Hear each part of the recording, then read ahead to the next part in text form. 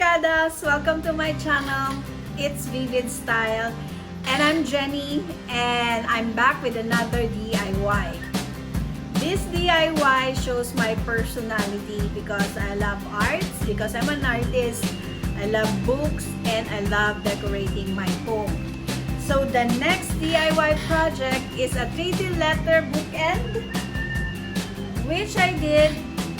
And this is a combination of the three things that I love. Dahil gusto ko ang Marvel, napanood ko sila, meron din ako mga comics about Marvel, I am going to create a 3D letter bookend using comic strips from my favorite Marvel characters. With this simple DIY, you can add a personal touch to your room. So let's get started and let's do some DIY.